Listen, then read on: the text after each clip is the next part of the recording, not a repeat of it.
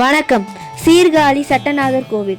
சட்டைநாதர் கோவில் சிவபெருமான் பிரம்மனின் ஆணவத்தை அடக்கி தோணியப்பர் மற்றும் சட்டைநாதராக அருளிய சிறப்புமிக்க தலம் இது. திருஞான சம்பந்தருக்கு ஞானப்பால் ஊட்டிய இடமாகவும் பிரம்மா வழிபட்டதால் பிரம்மபுரம் என்றும் திருவோணிக்கா தோணிபுரம் என்றும் அழைக்கப்படுகிறது.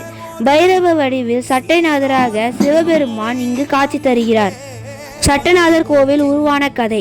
பிரம்மா மற்றும் வாயுவின் ஆணவம். படைப்பு கடவுளான பிரம்மாவும் வாயு தேவனும் தங்களின் யார் பெரியவர் என்று போட்டி போட்டனர். இதனால் ஆணவம் கொண்ட அவர்கள் ஆணவம் நீங்க சிவபெருமானை வேண்டி இத்தலத்தில் வழிபட்டனர். பிரளய காலம். உலகை அழிய செய்யும் பிரளய காலத்தில் சிவபெருமான் உலக உயிர்களை காக்க ஒரு தோணியில், தோணி என்றால் படகு, பார்வதி தேவியுடன் புறப்பட்டார்.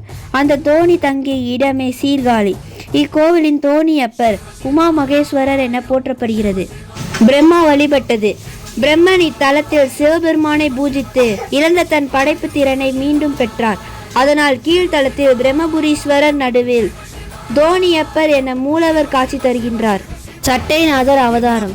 பிரம்மா, விஷ்ணு, ருத்ரன் மற்றும் பிற தேவர்கள் சதிதேவியின் பிணத்தை தாங்கி சென்றனர். சிவனை கண்டு அஞ்சினர்.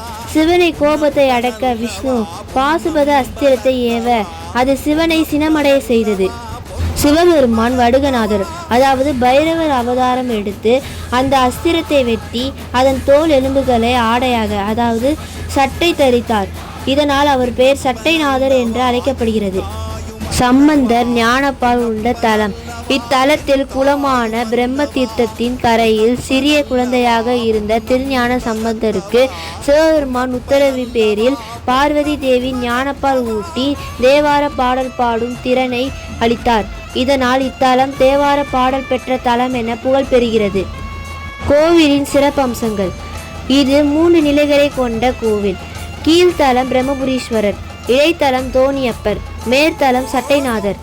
இங்கு சிவபெருமான் சட்டைநாதராக பைரவர் ரூபத்தில் அமர்ந்திருக்கிறார்.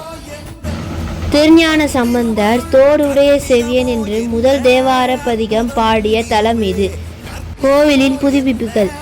இக்கோவிலின் 1000 ஆண்டுகளுக்கு முற்பட்ட மற்றும் சோழர்கள், பாண்டவர்கள், நாயக்கர்களால் கட்டப்பட்டு புதுப்பிக்கப்பட்டது.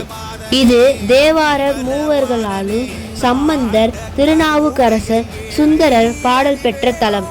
இக்கோவில் தமிழ்நாடு மயிலாடுதுறை மாவட்டத்தில் உள்ள சீர்காழியில் அமைந்துள்ளது. நன்றி, வணக்கம்.